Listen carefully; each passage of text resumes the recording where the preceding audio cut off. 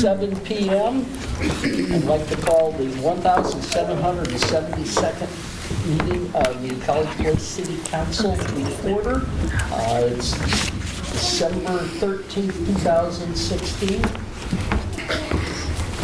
Councilmember Nyhagen, would you please say our prayer and our pledge of allegiance?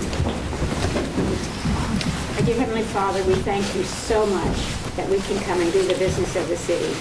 We thank you for those that are attending tonight, and we ask that you give us the direction that you would want us to go. And Lord, if we don't do it, then overrule us, Lord. We thank you. Lord, I also want to thank you for the members of our military that are serving. Please bless them, Lord. So many of them are away from their families, and we just ask for a blessing on them. And keep us safe as we travel in this weather, Lord. And may we all be blessed by this Christmas season, the birth of our dear Savior Jesus. Amen. I pledge allegiance to the flag of the United States of America and to the republic for which it stands, one nation, under God, indivisible, with liberty and justice for all.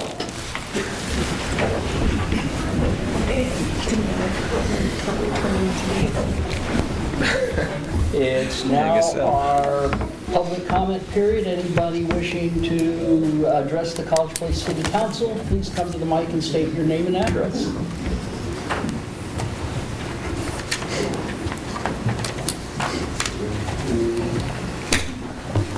My name is Sandy Bob. My mailing address is 807 South College Avenue in College Place. And Mr. Mayor and council members, I am here again to continue to plead my case.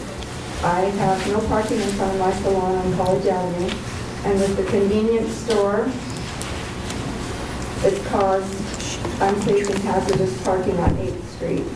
And a lot of the times my clients aren't even able to pull into the parking lot. The distributors block the driveway to unload products. Store customers stop mid-street and go into the store to get their coffee or whatever. City workers park in the middle of the street and go in to get coffee, and they leave vehicles or equipment running. That leaves only one lane that's right down the middle of the street. And it makes it impossible for my clients to enter into my parking lot. And so I'm asking you again, please, to reconsider if possible, when the time comes, to allow me to have parking in front of my hair salon. Thank you. Thank you, Ms. Guile. Thank you. Anyone else wishing to address the College Place City Council, please come forward and state your name and address. Seeing none, we have a consent agenda before us. Do I have a motion to approve the consent agenda? I'll motion to approve the consent agenda. We have a Councilmember Cleveland is motion, Councilmember Nyhagen is seconded. Any discussion? All in favor, please state by saying aye. Aye. Opposed, same sign. Passes unanimously. Officer Banfield, we have 2 new police officers. I'd say good evening to the council, and thank you for having us tonight.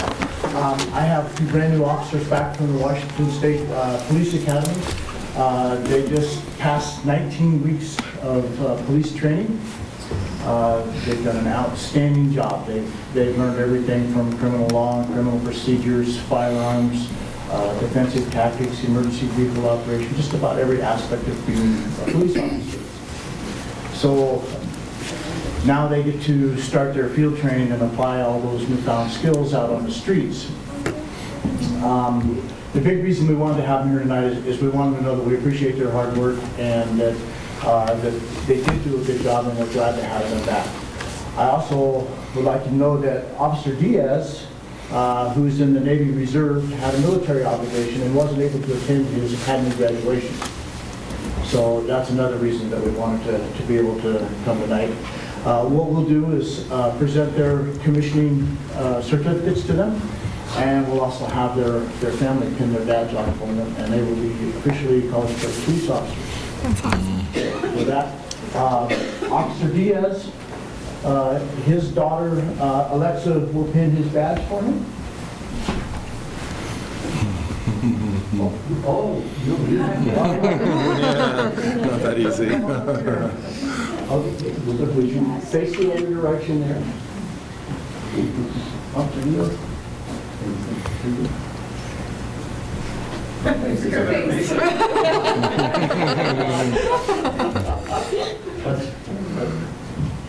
Let's do this.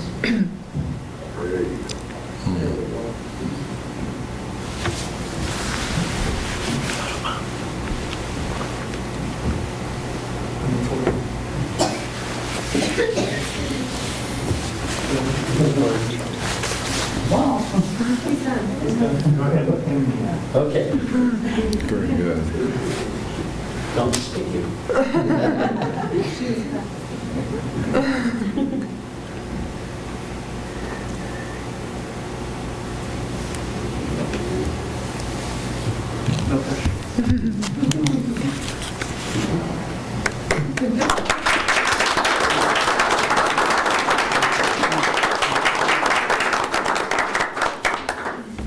And Officer Langlois, Joey Langlois.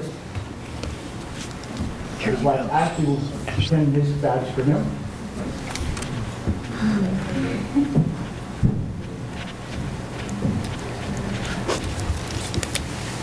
It's not a vote.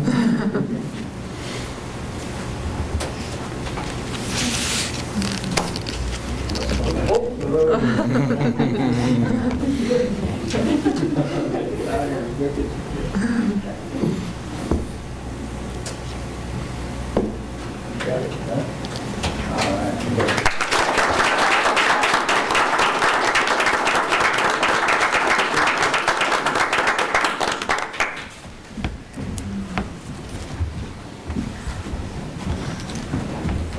Very good. Very good. And we have a presentation and a public hearing on our 2017 final budget. Ms. Kilgore.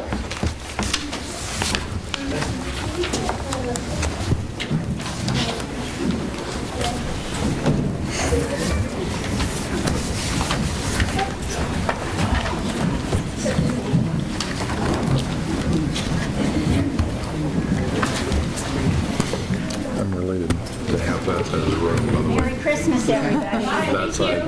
That's Merry Christmas. Ron Larson and my wife. Yeah, my wife's Yeah, Larson. they need to figure out my- Larry Larson's, he passed away here years ago, but Yeah, the old man. so Larry, Jerry, Tom. Okay. We're still interested in hearing about it, Sarah. Okay, I'll go ahead and get started so that we can't finish. So there are a couple of additional supplements tonight in front of you, and these are very last minute changes that Lisa, can you move the mic closer, please? that I discovered needed to be incorporated yesterday morning. And I really just wanted to try to get this done in one swoop, and so I went ahead and added a few slides to the presentation so that I explain what's different, and then gave you a new full copy of the budget as we are proposing for adoption this evening. So this is the proposed final budget. The preliminary budget presented on November 22nd had new revenues of $21,292,000, new expenditures of $22,279,000, and a spend down of just under $1 million. Since then, and this was the result of a concerted effort to try to balance recurring revenues and expenditures. And we did in most of the funds, we were able to make revenues, or keep expenditures underneath what recurring revenues were, so. On December 2nd, the mayor and city administrator and I met with the finance committee, and we went over the changes between the preliminary budget that was presented to you on the 22nd and what, as of December 2nd, I assumed would be the final budget.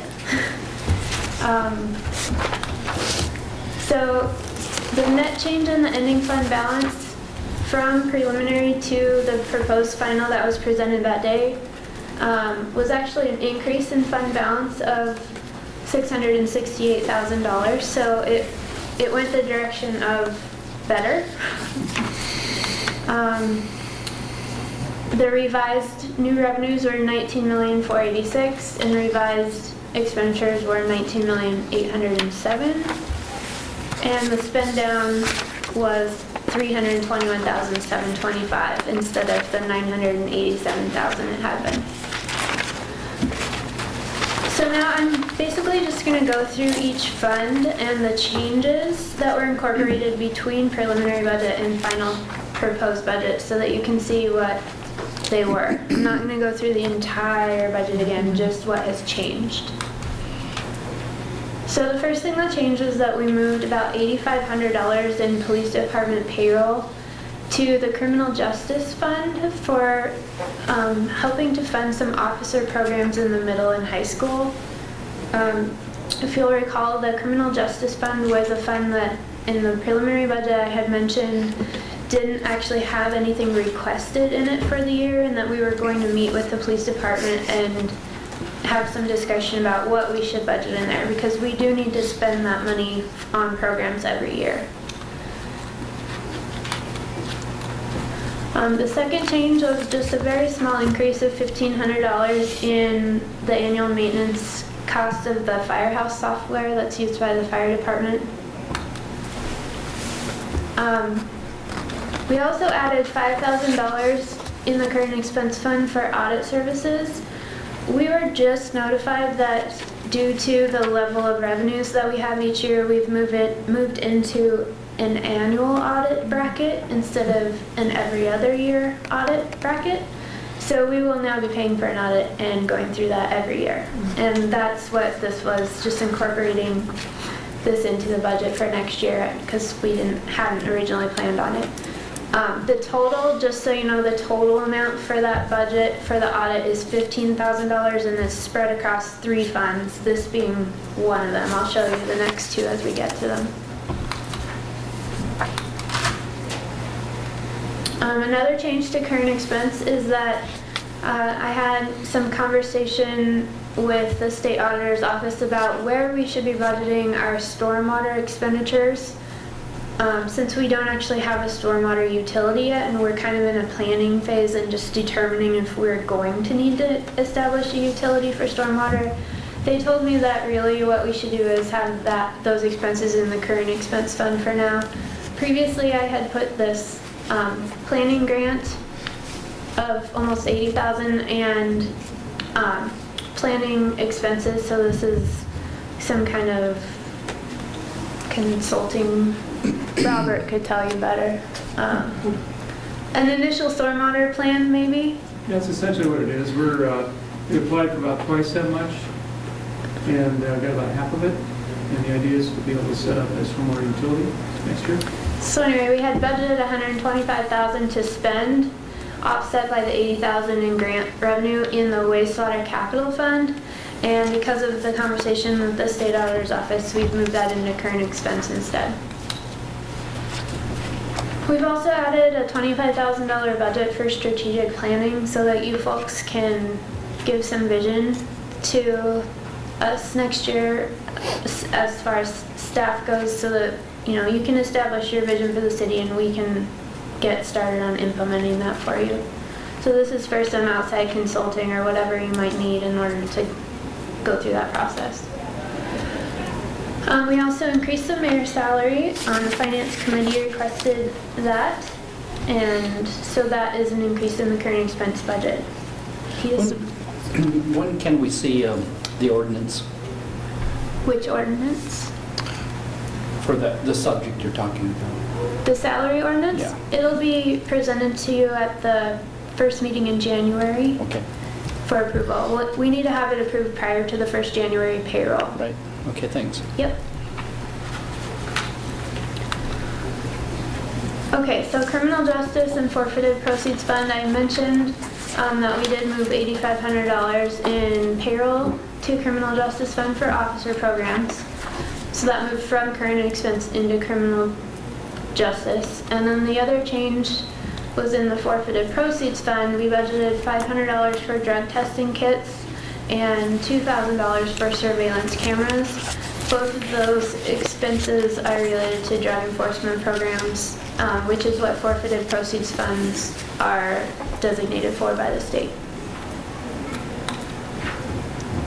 Okay, REAP 2 fund.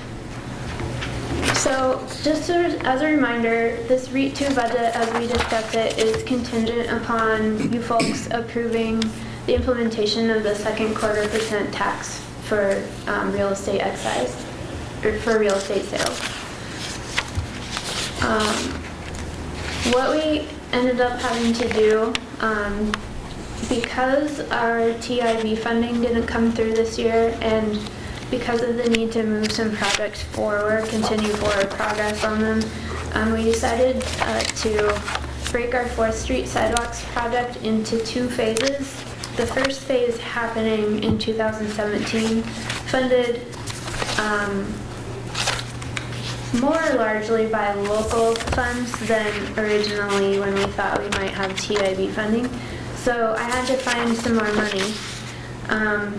And originally this REAP 2 fund, we had just budgeted $100,000 in revenue, but we hadn't budgeted any expenditure of that. We were planning on saving it for future years.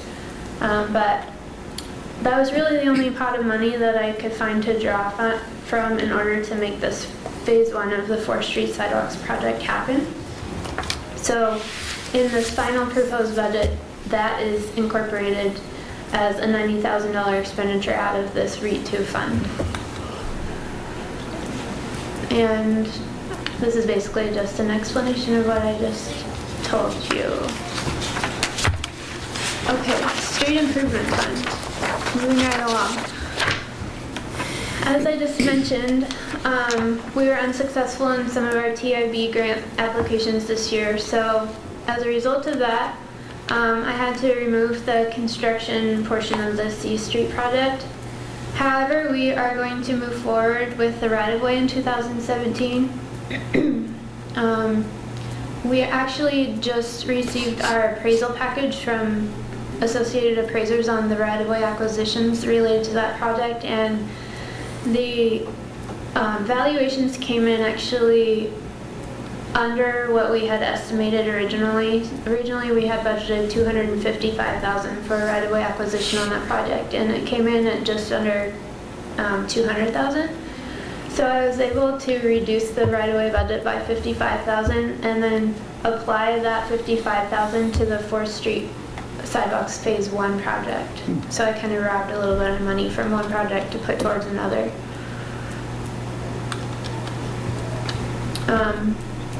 And we were successful in the TIV funded grant for the overlay on 4th and Academy. So that's remaining in the budget. I'm not sure, Robert, are we just doing the overlay on 4th? Or are we going to push the whole overlay to 18? We're going to try and see if TIV will hold off on Academy. So we can do that the next year. If not, we'll do the whole thing. Okay. So that overlay is still in the budget for next year, planning on moving forward.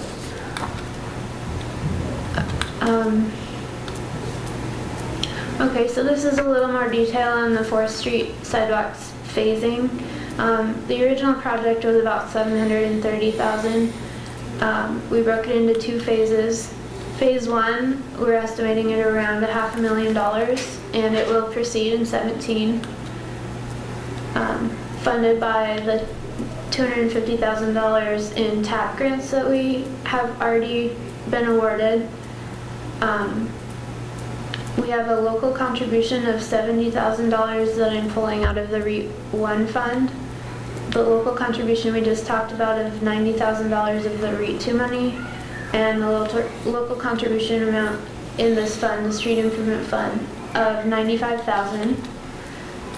The $95,000 consists of the $55,000 savings on the C Street right-of-way, and then spending down ending fund balance by about $40,000. Is local the college or the university and the academy? Or one or the other? Local contributions to the, Local means the city's money. oh, Yeah, so that's, local money means our checkbook. short answer is no. I wish it was someone else's, but. We can always ask. Okay. Any questions so far? Okay. Water utility funds. This is where the second portion of the audit money is coming from. There's $4,000 coming out of the water utility fund for the audit. Another change is that we removed $530,000 in water infrastructure related to the C Street reconstruction. So we reduced the budget of the water utility by that $500,000 for that, since the TIB funding was unsuccessful. And we're going to be doing some further analysis during 2017 of, what makes sense as far as issuing a bond. We have a $2 million bond issuance budgeted to apply towards water infrastructure beginning in 2017, but a large chunk of what we were planning to spend in 2017 was this $530,000, which isn't happening now. So just to give you kind of a heads up, we're going to be looking at that bond issuance and see if we can't maybe push it out another year. So, wastewater utility. Here's the final piece of the audit budget, $6,000. We already talked about this. I moved the stormwater related expenses and the grant offset to the current expense fund. So those came out of wastewater, went to current expense. Same thing here, the C Street reconstruction. Since we're not moving forward with construction on that in 2017, I'm removing the $320,000 in wastewater infrastructure from the wastewater utility budget. And just another reminder that this fund's the wastewater utility fund's budget includes the 5% increase in the operating base rate as of January 1st. This equates to about $1.24 a month for residential customers. And even after implementing that 5% increase, we're still kind of underwater by about $51,000 for next year. If you look at recurring revenues and recurring expenses, which is why we have kept in the budget this wastewater rate study that will be concluded later in the year, so that we can formulate a good solid financial plan moving forward for this utility.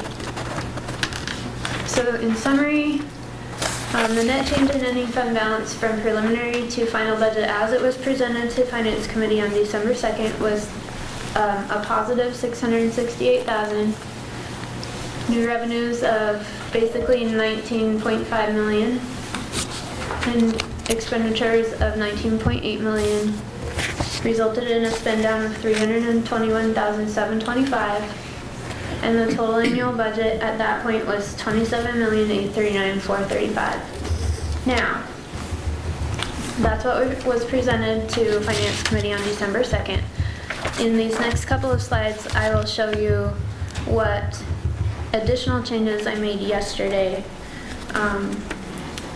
They're all related to updates in capital project budgets, partially based on being further along in the year and knowing more about what we're actually spending in 16 on projects that will still roll over into 17. So some timing difference issues.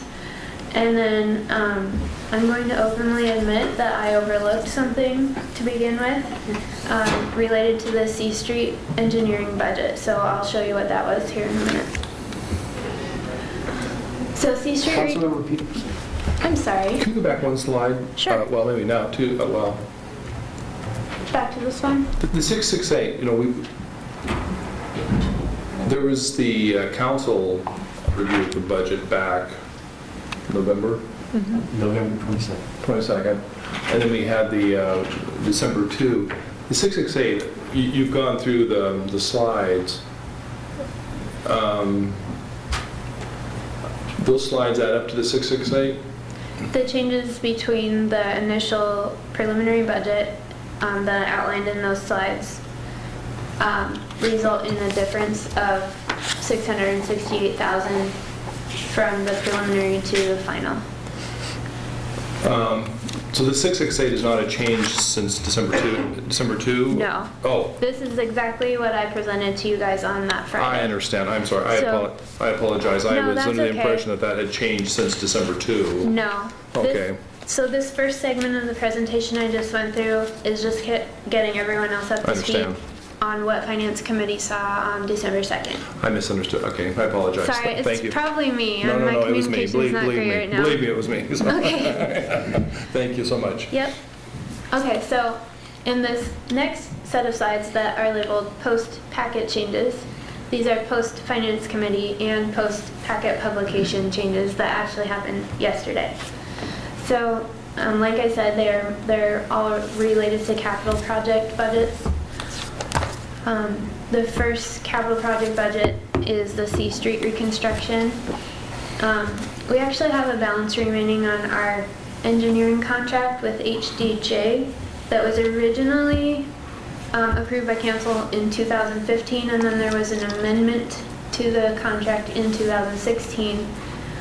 And we have an additional $264,000 remaining on the contract right now. Now, I had budgeted a portion of that to finish out 2016. So it was incorporated in the beginning balances for 2017, but I hadn't incorporated all of that remaining 264. So you'll see here in a minute what I did. So I rounded this up a little bit because this is the actual contract balance, but we did approve some contingency, administrative contingency associated with that. So I actually rounded that up to 271,000, and it was spread between multiple funds, so there's no significant impact to any one fund in this change. The first fund that is impacted is the REIT fund. This absorbed 101,000 of that 271, and sorry, I'm gonna back that up so you're not distracted by the next line. So 70,000 of this I had budgeted to finish out in 2016, which it's not, we're not gonna be that far along, so I'm rolling that 70,000 forward. So it's basically just a timing difference. The other 31,000 is a decrease in ending balance in that fund, so it's just an additional $31,000 spend down of what we would have had left at the end of the year had we not had this additional amount that I forgot originally. Okay, the second portion impacts the street improvement fund. This is $90,000, and this is actually completely offset by a $90,000 transfer from the street fund. I had that full $90,000 originally budgeted in the street fund. So there's really a zero net impact of this amount. It's just moving from streets where we've decided we're only gonna reflect operating costs and not capital, and moving it into the street improvement fund where this project will eventually live as far as construction and everything. Okay, the third fund that's impacted by this is Water Capital Reserve Fund. This has just a $40,000 impact, and that's absorbed by a decrease in the ending balance in this fund. And the last piece that's impacted is the Wastewater Capital Reserve Fund, and it too has a $40,000 absorption of this cost. And that's a decrease in ending balance in that fund as well.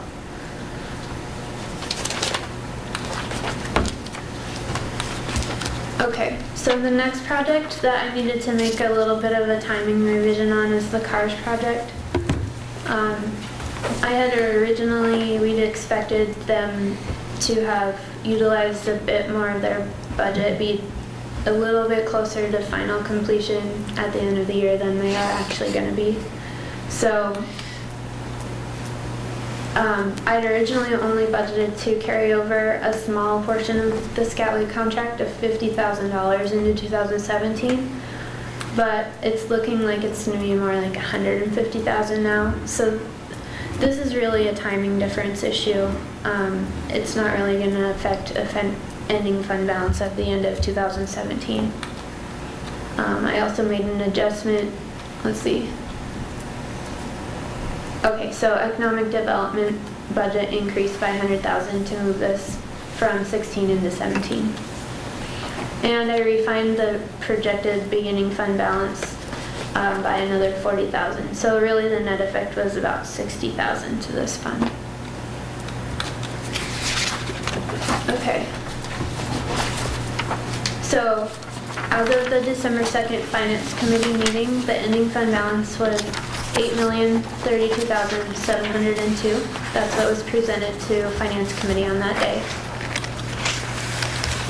Today, the budget ending fund balance that's being presented is $7,860,702. And the difference is $171,000. And that is basically the portion that I overlooked initially of that HDJ engineering contract. So the total budget now is $28,129,434. Total proposed final budget. Just a quick recap on the budget process we've gone through. We did property tax levy and public hearing and setting of the levy on October 25th. On November 22nd, the preliminary budget and the public hearing on that preliminary budget were presented and held. On December 2nd, Finance Committee reviewed the proposed final budget. And then tonight, I've just presented the proposed final budget to full council, and we're about to open a public hearing. And then the last step will be final budget adoption by ordinance, and that's to be determined if you choose to do that this evening or if we have another meeting in December. And as a follow-up, we wanted to mention that, this budget incorporated a lot of informal financial policies that we're hoping will become formal. And so we'll be following up shortly, hopefully in first quarter, with you guys with a set of draft financial policies for you to review and for discussion and eventual adoption. Does anyone have any questions? Nice presentation, thank you. Thanks, Marge. Councilmember Dickerson. This is just kind of something I wanted to mention to the council. After the Finance Committee meeting, I talked to Sarah and was looking through the salary of the employees and noticed there was a gap with the Deputy Finance Director. We used to have one, and it seems like a pretty important, I think we learned this year, it's a pretty important position that gets filled when somebody gets sick or hurt or something. There's nobody there to work on it. I'm just curious, and Sarah said she budgeted for that position this year. Just wonder what the thoughts are, maybe from the mayor, city administrator, on filling that position sometime. As we looked at the budget, you may remember in the past there have been budgeted but not filled positions. Right. I didn't think that was prudent to do as a way of adding padding to a budget. And so if there's a position in a new position in the budget, our intention is to fill that new position. Okay. We have other issues with public safety staffing, and that we're going to have to address in a different fashion than we're currently trying to improve that in the current doing now. Okay, thank you. Do you want to open the public hearing? If there are no further questions, now I'd like to open the public hearing for the 2017 final budget for the City of College Place. Anyone wishing to testify to the City Council for or against the proposed budget, please step forward and state your name and address.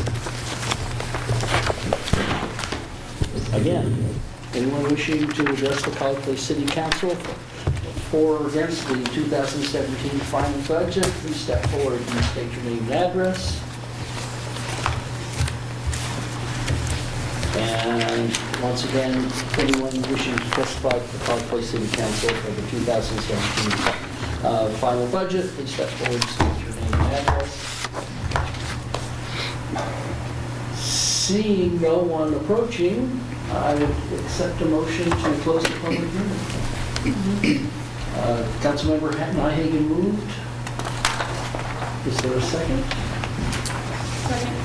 Councilmember Sheeran seconded. Any further discussion? Councilmember Peterson. This has been a very thoughtful and organized process this year, and I'm not saying it hasn't been in the past. I see nothing but improvement in the process of separating the funds, the operating and the capital components. The presentations identifying the funds by the fund numbers are easy for me to understand, going forward. And I would just say that this has been a well-vetted budget. We obviously have the council meeting where we discussed this at length back in November. December 2nd, we spent close to 3.5 hours understanding, but also asking some very appropriate and detailed questions of staff. And so this is for this year. Some of us that haven't necessarily been on the council that long, this has been a very thorough process, and I think also a process where we really understand what's in the finances.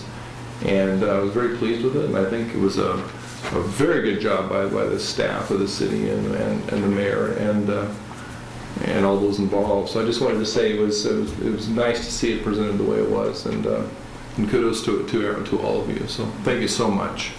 Thank All you. the credit goes to Ms. Gilmore. I had some good leadership too, so I'm not going to take all of the glory. Any further comments? I would just like to, as a new member of the Finance Committee, I've been quite impressed. I've come on board so many times where I end up having to say, now we need to be more professional in how we manage our budgets, and I didn't have to say that. It's already laid out and on a really good track, so really appreciate it. Thank you. Any further comments? Seeing none, all in favor of closing the public hearing, please say aye. Aye. Opposed, same sign. Passes unanimously. Action items. Ms. Kilgore, adopt the 2017 budget. Yeah, so this is just the formal part of the agenda where I did give you an updated agenda bill for the final budget adoption. It should have been in your handouts tonight. And the only thing that changed on that was the total amount of the budget impact in the financial section, mid-page, front side. And then on the back side, I added number 13, which just says capital-related contract budgets for the C Street reconstruction and CARS projects were revised due to timing differences, etc. Other than that, it's the same agenda bill. And so we just talked about all of the changes to the budget. I wasn't planning on elaborating any more on that. So it's your, whatever the council's desire is. Councilmember Dickerson. I move we approve ordinance number 16-1141. Councilmember Dickerson moved. Councilmember Selby was the fastest on the draw with the second. Any further discussion from the council? Seeing none, all in favor of adopting ordinance 16-1141, please say aye. Aye. Opposed, same sign. Passes unanimously. I want to thank all of you for your engagement in the process this year too. It was nice to have additional perspective, so thank you. Ms. Kilgore. And I'm up again. Okay. This is agenda item related to the real estate excise tax second quarter percent. This ordinance, which is an exhibit to your, where is it?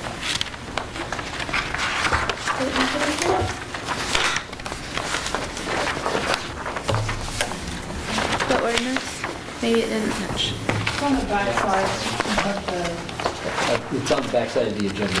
Oh, thank you.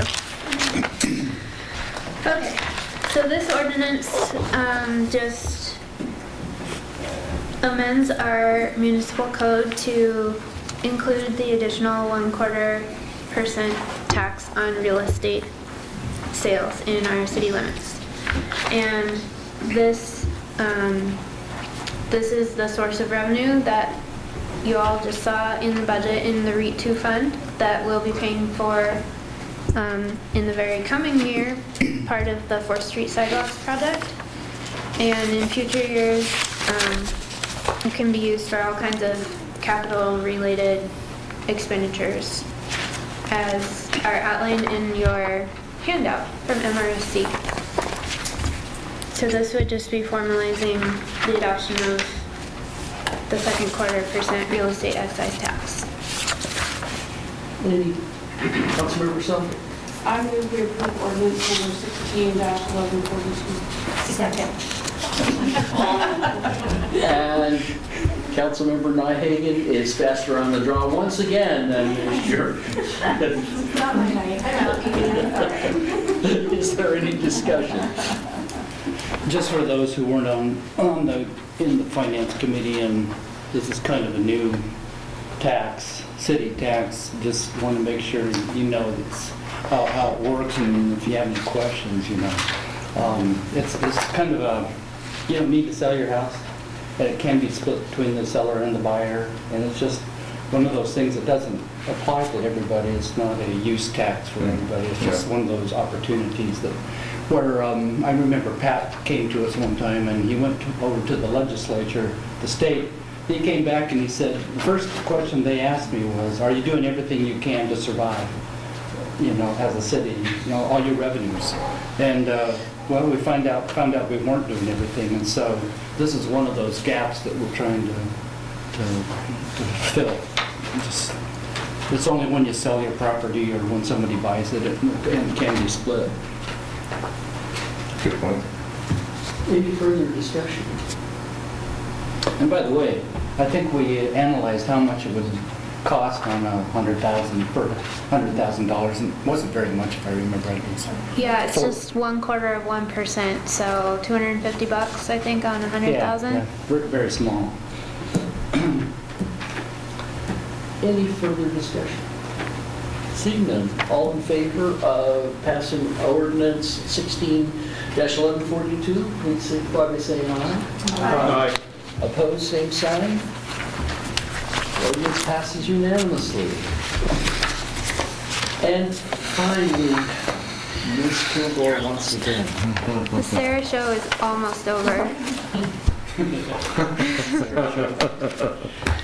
Okay, this is our annual administrative fees update. I have given you one additional slide to your packet. I sincerely apologize for all of the last minute handouts. It was all my fault. It's one of the things that makes you endearing.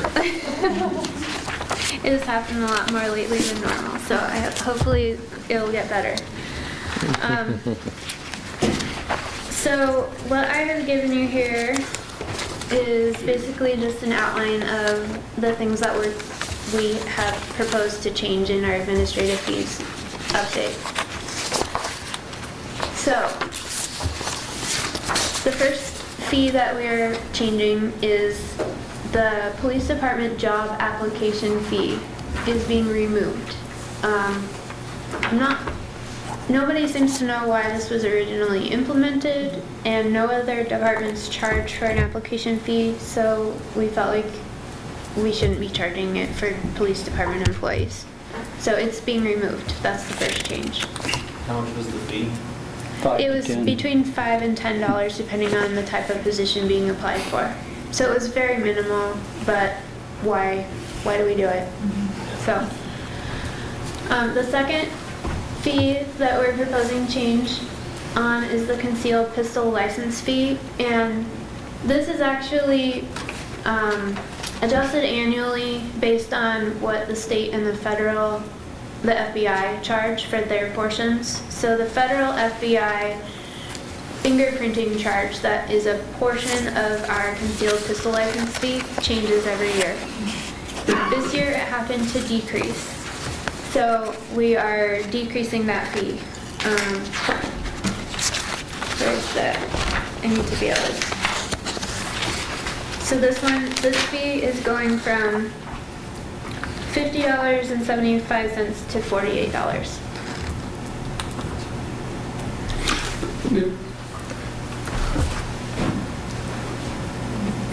A pistol is, that's an interesting, I'm sorry, this is not concealed weapon? It is our concealed weapon license. And that's, I should know this, but this is dictated by city, not by, so a concealed gun permit would be granted by cities? So we issue them here, but we remit all the paperwork to the state and to the FBI as part of the background check, and then it's, Bob, do you know any more detail? I'm not an expert here, but. Yeah, when they submit an application, it goes to the FBI and the state for background checks. And assuming that everything comes back, we do approve them here. Okay, thank you.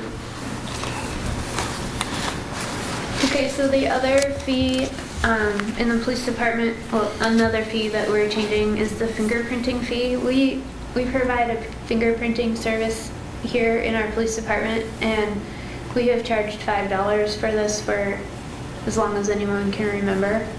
And we recently figured out that our cost to actually provide the service is at least $7.50, and other jurisdictions charge $10 plus. So we are requesting that we can raise this fee to $10 this year.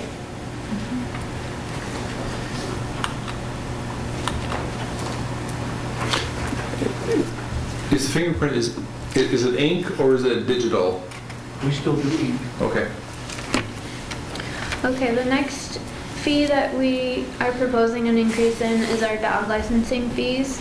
Our fees are very, very low. We've actually been asked multiple years in a row by Blue Mountain Humane Society to please consider raising our licensing fees, and we really think that it's a prudent thing to do at this point.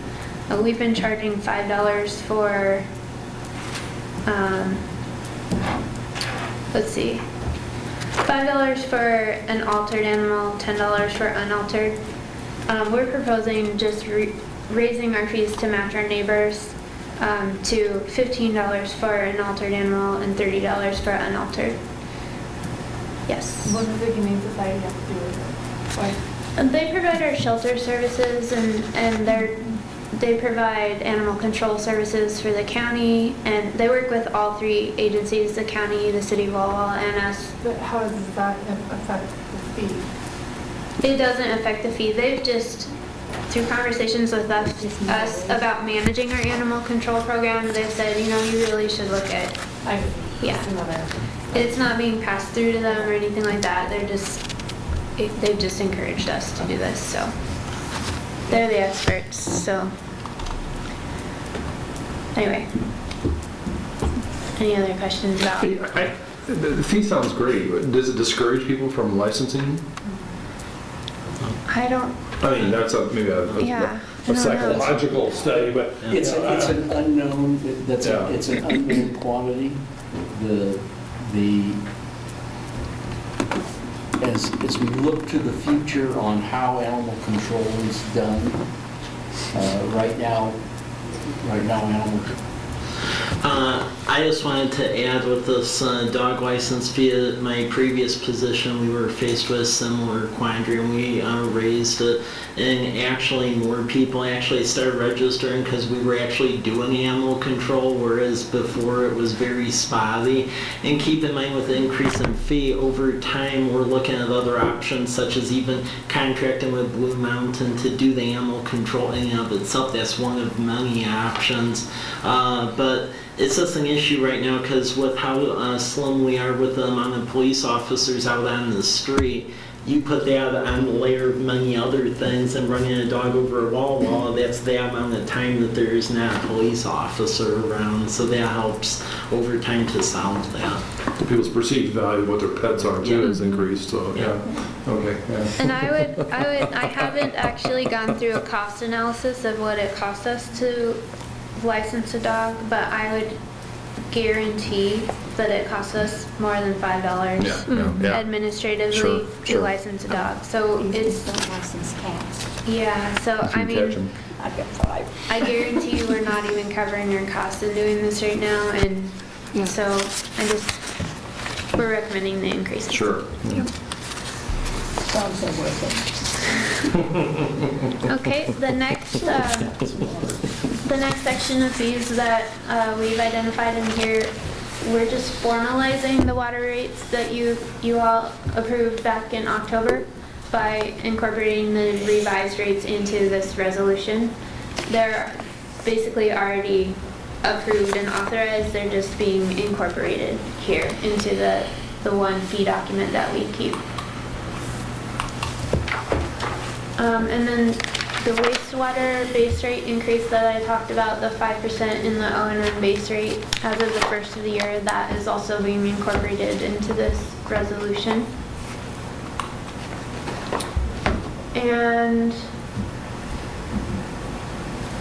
this is an engineering department one, or planning or permitting somewhere over there. Those guys. Sorry. This fee for support. Robert, would you like to take this, please? Yeah, we have a utility drainage street construction fee, support fee that we can charge. We traditionally have not charged that. What that does is we were looking at if there's extra costs associated with the geotech coming out, making sure that the hillsides are going to stay up during the construction project, or we need some testing done on roads and so forth. We really don't have a mechanism for that. So this would allow us to have the monies to do that. Now, we typically don't do that, but when we have a special case and we have some construction coming up where we have some steep slopes and so forth, we may need a geotech out there just to make sure that things are safe. We would pass through those costs to the developer. The 5% increase on the wastewater, this has been discussed, I believe. Now, we will be performing a study. So obviously, this rate increase will have to be taken into consideration, obviously, with their study that I don't know when the study will take place, but obviously we're doing this pre-study. We're doing this preemptively because we've got such a gap right now between what's coming in and what's going out. Yeah. This is just to kind of fill in the gap a little bit between now and when the study is concluded and we have a chance to formally look at that and make a long-term plan. Okay, great. Yeah. Okay, the last fee that we're, actually not the last, this is the second to last. We currently do not charge a fee for hanging red tags on our utility customers' doors when they are delinquent on their accounts and have ignored the late notice that's been sent to them. The next step that we take is to hang a red tag.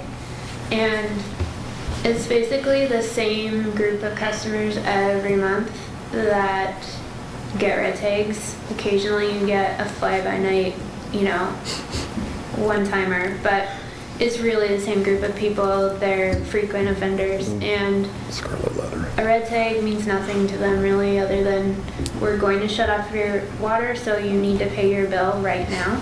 Yes, Larry? Lauren wants to understand the timeline. I think I said scarlet letter. So, the way I've had one. I've had one. But I pay my utilities in advance. I clock down a $500 check, then it's subtracted every year. Sometimes I don't open them up and I forget. And then one time they came. That's your story. So if it's due on the 25th and the new bill is issued on the 26th, how many days do you have before you get a red tag? Lisa, do you 15? want to take that? think it's Lisa hours. is hands-on in that process, so I'm going to let her. So the bill is due on the 25th. Typically the first working Monday, unless it falls on the 1st, then we'll give it another week. We mail out a late notice. And so, that's 5 to 10 days after the due date, depending on when the Monday falls. Then the following Monday would be the day that we do red tags. So it's usually 10 to 15 days minimum from the due date before a red tag would be. So basically, you don't even have a month. You don't get a bill that adds on your second late fee. No. Yeah, as opposed to other utilities. You got to keep up with the city. You're going to have to keep opening your mail, is what it sounds like. Yeah, exactly. A lot of the problem results when we have a lot of rental properties that the tenants are paying the utility bill, but essentially the utility bill is a lien against the property, so the owner is affected if we allow those to go out very far where they're really delinquent. If then the tenant would leave, then the owner could be hardshiped with a large amount. So we try to keep those in check, so it isn't a hardship on the owner. The bottom line is you can't miss a payment. Not if you want water. No skip of payments. The auto pay system has allowed me to continue to brush my teeth and take showers. Yeah, so that's a great. It's a great process. Yeah, we offer lots of opportunities for people to pay on time. There's lots of ways to get it done. So we even take payments over the phone now. So I asked, when I asked about this, apparently, for the most part, these are customers that continue to do this over a period of time. And in order to incentivize more prompt payment. the problem is that, we send out a late notice. They ignore it because they know they still have another week or 10 days or whatever. They're going to get a red tag, which is a really expensive late notice for the city to go out and drive to someone's house, hang it on their door. When they're using that every month as this is your last chance to pay before we turn your water off. They just see it as another reminder. It should never get to that point. We spend a lot of money every month hanging these things, and it's the same chronic offenders for the most part. Yeah, I just want you to know, this takes about 6 hours a day of my employees' time. And a lot of times they'll go down there, they'll go out, they'll see the person, they'll hand them the red tag. Oh, thank you. Yeah, I just needed that reminder. It's not, but we're talking, and I can't answer the amount of time that Sean and Lisa put in on generating these, but it takes my person 6 hours a day that we lose work, productive work, because we're doing this service, so to speak. This is neither the time or the place for this discussion. We got to move on. But we need to understand if it's an internal policy or if we can change it to 30 days, so we can save you time and money having to do it every 15 days, 6 hours every month, you know. Because if you could add it on to the next bill, and if they didn't catch it or they're on vacation or something, is it in an internal policy or is that I think it's in our code, the time the frame. code? Okay. Yeah, I can double check that. Well, if it's a financial hardship, they always have the ability to sign a payment arrangement. If it's mainly a communication issue, if the people can't pay and they need more time to do so, they communicate with us, we sign an arrangement, and everything is fine. It's just the lack of communication where people use this as the last minute reminder, oh yeah. I will say, this is probably one of the shortest leashes on a bill that I've ever seen, you know. And some they have complained about this for Yeah, years, yeah, wondering why it's so restrictive on the city utility bill, but no other utilities do anything even close. The other utilities, however, are not a lien on the property, so it stays with that person. If that person leaves, then the bill follows them. Sure. Where if the person leaves with a city utility bill, the owner is stuck with that. Yeah, and you do have a lot of turnover. We have a lot of rentals, so we just try to stay on top of our collections. Gotcha. That makes a difference, you know. Although that's not unlike other utilities where people move. I haven't had the opportunity of getting these late notices, but are there no late, like, can we charge late fees? Or is this, there are? Yeah, they're late fee. We charge a $6 late fee when we send out a late notice. We charge a $6 fee on the customer's account. Then we give them the red tag for free, and then we turn their water off. But we would really like for that $6 late fee and the first batch of late notices that go out to be there. So it's not like a 1.5% of your bill, like 18% of, can we do that, or utilities can't do that? It's Just flat. it's according to state statute, it's like $6 or whatever percent, depending on whichever one is higher, I think. Yeah. So we just do the $6. That's just what we've chosen to do here at the city. Do we ever end up turning their water off? We do.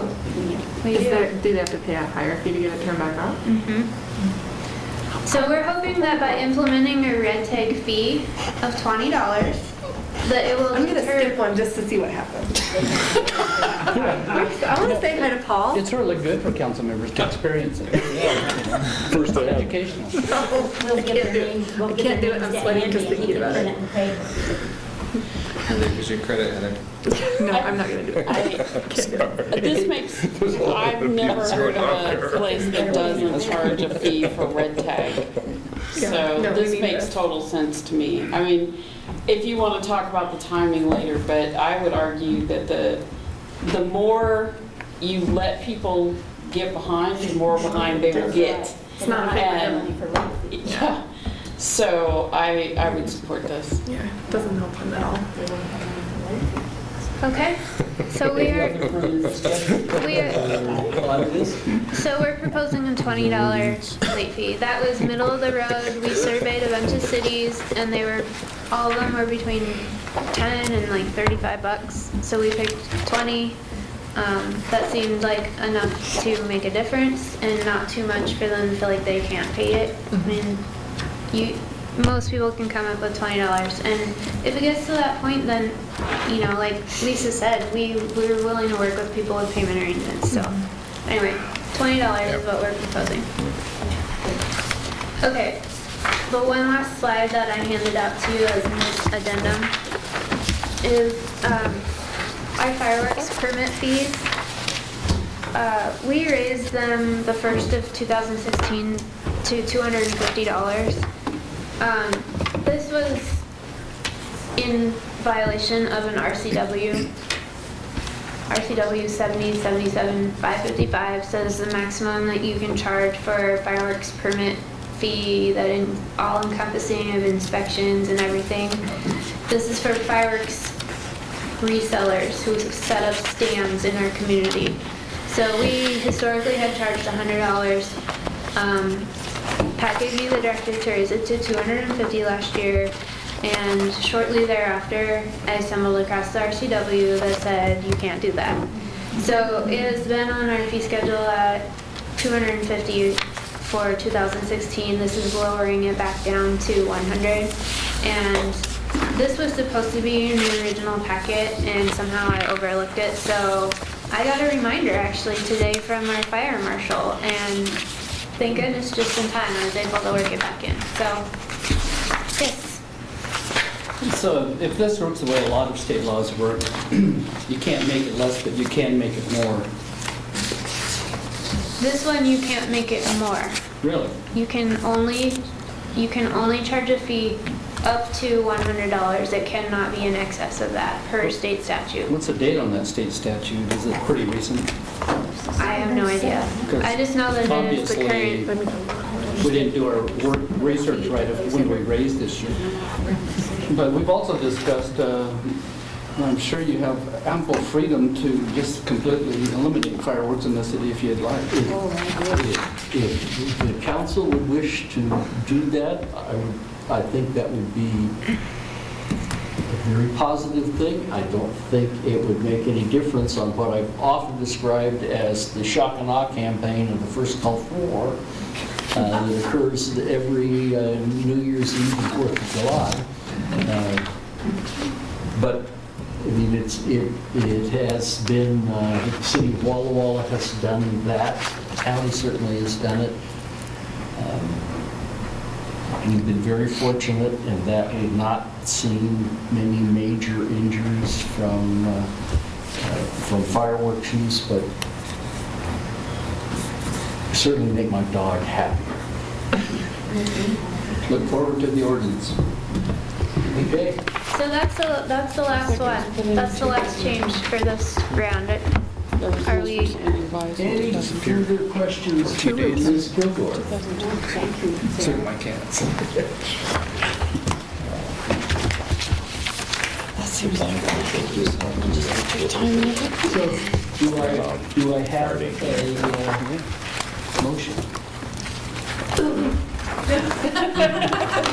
I would move to approve Resolution 16-894, the administrative fees resolution. I'll second. Is there a second by Councilmember Cleveland? Any further discussion? Somehow, if we could make this fee available to the public, or just knowledge of it, they can come into City Hall and get a copy of a schedule fee. It's actually on our available on our website. Yeah, then we might be, there's a lot of people would like to know all of this information, I'm sure. I think that's a good topic for the monthly utility bill. Including the $20. Yeah, we'll do it. We'll do a newsletter special on the implementation of the $20 fee. We'll alert our customers of that And the other fee changes. and the other fee changes. But Any other discussion? Well, I'd just like to put in a plug for the automatic payment. It just sucks it out of your checking account, and you don't have to worry about it till the quarter's over. It works very well for me. All in favor, signify by saying aye. Aye. Opposed, same sign. Passes unanimously.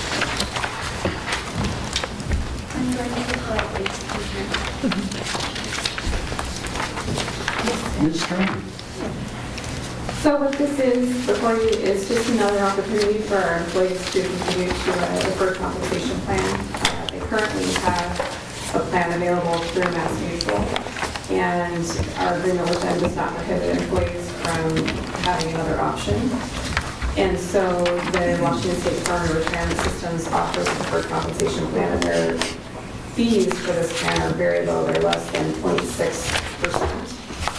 So it will be up to employees to look at the investment choices and determine on their own how they would like to invest. It's just another option for them. Questions from Ms. Turner? The city, does it currently have is it a 403B? It's a 457. 457, okay. And you guys help the employees manage the maximum amount that they can contribute in a year Yes. up to the 50. So you guys are in communication with them when they've reached that, or approaching that maximum? Currently, we actually go through Kurdishian Financial, which offers full Oh, financial services to all the employees. So to alert them if they, okay, great. And so this is just another option for them. It's not necessarily a bunch more work for you, that you have something else for you to manage. It's just another option. It will be additional work, but I'm happy to do that. I'd rather offer Have more options. options than less. So. Yep. Perfect. Councilmember Peterson. I would move to approve proposed resolution number 16-002. Moved and seconded. Wait, what did we just approve? 16895. 16815. Is there a second? Ms. Sher- Seconded, Ms. Sherman. Yay. Any further discussion? All in favor, please say aye. Thank you. Opposed, same sign. Passes unanimously. Thank you, Ms. Strang. Mr. Rizzatello. Okay, Agenda Bill 1611, this is an ordinance that was mentioned, I believe, 1 or 2 meetings back about the fact that there isn't a mechanism for canceling or postponing the council meetings. So that just does this. In Section 2, it says that the council can adjust council meeting date should the legal holiday fall on this day. And then also the ability to postpone, and the mayor could cancel, but the council could override that. It just provides a mechanism for when it falls on holidays or very close to holidays, because it doesn't exist in the current code. Any questions for Mr. Rizzatello? I just want to mention, even though we don't have a mechanism, we've always done it. Well, so apparently the philosophy is the council can override any of their rules. But we thought it would be prudent to have that. Do I have a motion? I would move we approve adoption of ordinance 16-1143. Second. It's been moved and seconded. Any further discussion? All in favor, please say aye. Aye. Opposed, same sign. Motion passes unanimously.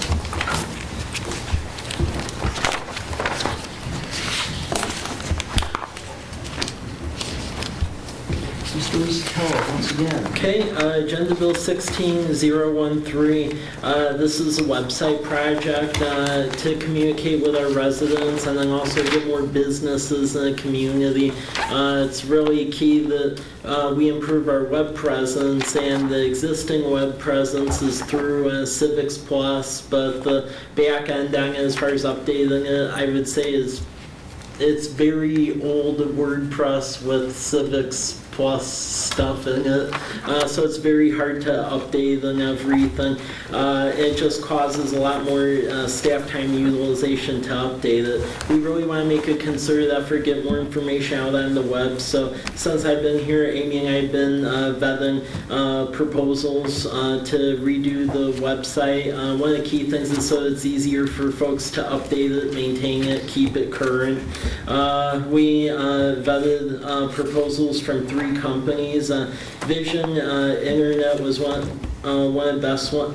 Not Vision, Revise was one of the best ones, where it provided the ease to edit it on the back end, and plus they work very well with the various cities they serve, and overall we were very impressed by that. So this contract basically would be to start working with Revise on the website. Amy, do you have anything? Another thing that this will do is make our website much more mobile friendly. Right now, if you've ever pulled up our city website on your phone, it's awful. And that is how everyone I know accesses. No one packs around a computer anymore. We all have it on our phones. And so this will make it mobile friendly. We would like to have a mobile presence out there. We would like to start doing some social media. And so what this does is when we put something on our website, it will immediately post it to our Facebook, our Twitter, everything. It will all be the same. So we'll actually be out there and we'll be much more able to let the citizens know what's happening. If there's an emergency, a weather emergency, or how do we clear our roads, we want people to know what's going on. So this will really help with that. And then one thing I wanted to add as well is in the cost, keep in mind the cost to do this was in the proposed budget, but we put in here that to use $3,800 left out of the FY 2016 budget, so we could get started on this right away should this be approved. Yeah, and it does also include a complete redesign in year 5. So it will be constantly updated. Yeah. Cool. One thing that I would ask that you pay attention to as you work with the contractor is accessibility. Yes. So things like tagging pictures. That's part of it. Yeah, it's automatically already going to be all in there. Yeah, they definitely want it to be. That's one thing that really makes a website look bad. Yeah. Oh, yeah. Yeah, we want to be compliant for sure. Great. What are the options of the software for feedback to the city? Is there, obviously there's email back to individuals. Is there? Right now what we have, sorry, I'll step in there.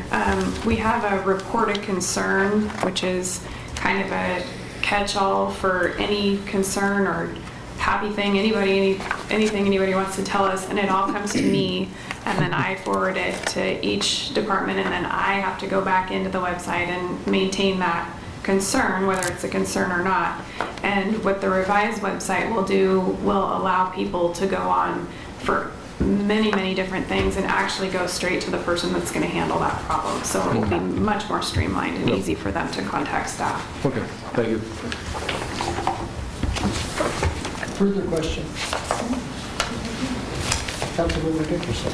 I think it's very important we keep up with the times.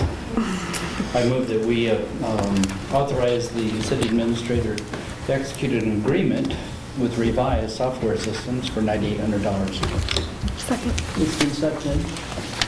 Councilmember Shearland. Any further discussion? All in favor, please say aye. Aye. Opposed, same sign. Motion passes unanimously. Mr. Rosatello. Okay. Under 2 administrative reports, there's 2 agenda bills, and this is just for council review, so look over and email me or let me know of any questions you may have on either of them, because it'll show back up next council meeting. The first is Agenda Bill 16014, and it's a social media policy. Right now we have no social media nor a policy to govern that, so this essentially borrows from some social media best practices for Stanwood, Ellensburg, where I was previously, and Colfax, which took all of that. So and it's just governing best use and who takes care of it. The public records, making sure that we save records of comments and so forth. And then it also governs the best practice of unless department head can give a compelling reason why there needs to be multiple social media accounts. The city as a whole needs to maintain one presence on the type of social media because otherwise the events and so forth get too strung out and you lose the base of folks who are looking at the social media page.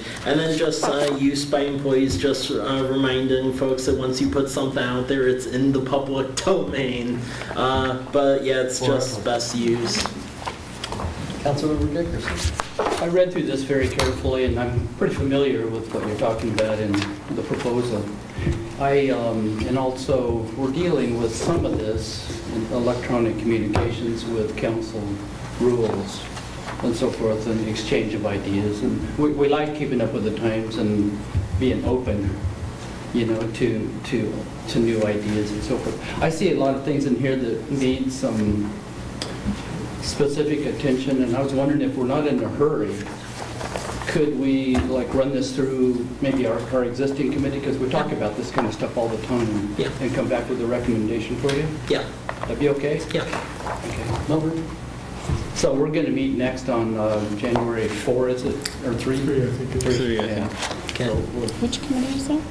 It's a committee? Subcommittee for revising. Rules Policy. Oh. And we're talking about your concern too. Does the committee cover the exchange of email between council members? Is that? Yeah, we're talking about that too. Okay. All part of the policy that we're working on. Okay. Any further questions for Mr. Isatala? Once again, Economic Development, Tourism, and Events Commission. Okay, thank you. This is just an introduction of the idea to create an Economic Development, Tourism, and Events Commission. This was a very powerful concept in Colfax where the mayor appointed some business owners to the table to talk about strategies to bring business to the city, also help coordinate events and things of that sort. And then should lodging be brought into the facility, they can also act as the LTAC, which is mandated once you create the hotel motel tax or the special hotel motel tax. So in this proposal, basically, there would be 5 voting members, business owners, at least one of them needs to be on the chamber, and then ex officio, so non-voting members would be myself, finance director, and then the executive director of Chamber of Commerce, and terms on this would be for around 4 years. And then 2-30-050 just lists the functions and duties, so helping with economic development planning, ideas, just to get more business and make things a little more lively and get our economy going more. Questions for Mr. Isatala? I would just make a comment that I think you need to clarify voting versus non-voting, because ex officio technically only means by virtue of your position, and it can be voting or non-voting. So, and then the other question I had about this is when you're talking about who they should be, it feels to me like we need an or in there somewhere, because they need to be involved in retail and hospitality, manufacturing industry, professional services, and college-related industry and research institutions. It sounds like they have to be in all of them, and I think we might have a hard time. Yeah, I think there should be an order somewhere that doesn't. So, but I greatly appreciate the concept. any timeline for bringing this back for further approval? Well, this I would like to bring back to approval the next council meeting, which would be in January. So I haven't canceled the one to December. But yeah, the next time we may be greatly appreciated, so we can move forward on initiatives. Thank you. We have 2 informational reports. Any questions for Chief Winter or Mr. Hartwood? Mr. Hartwood, would you like to give us an update on the College Avenue Roastery? Please. Please.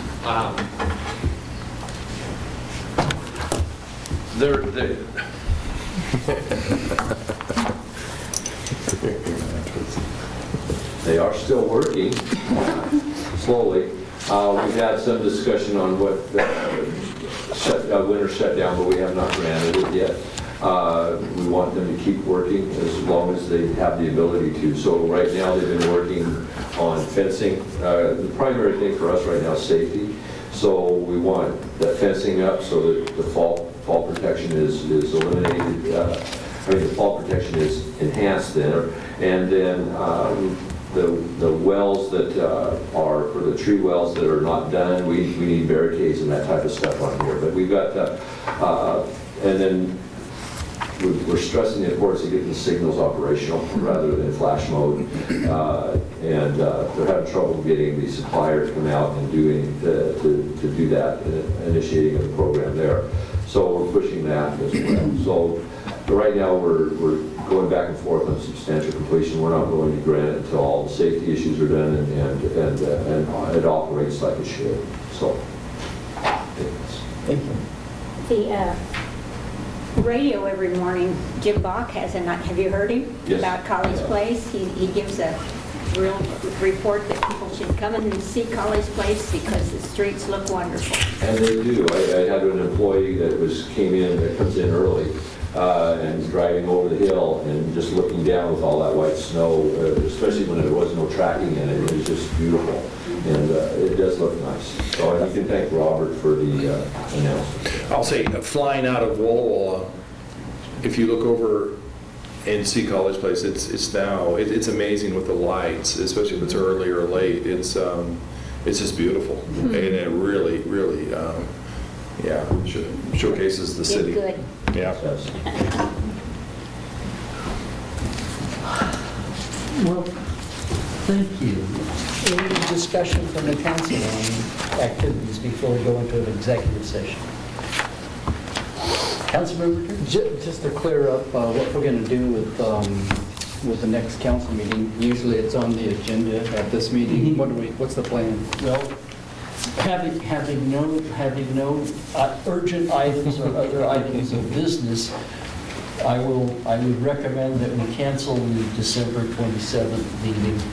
But we couldn't do that until we actually had a ordinance that allowed me to do that. So what's the plan for the next meeting?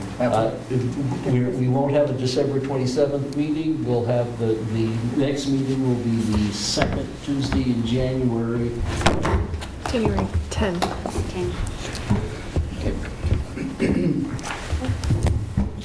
We'll go from there. Unless the council wishes to meet on December 27th. Just curious how you're going to change this policy, and how you're going to change improving it, and so forth. Well, I would like to go into executive session to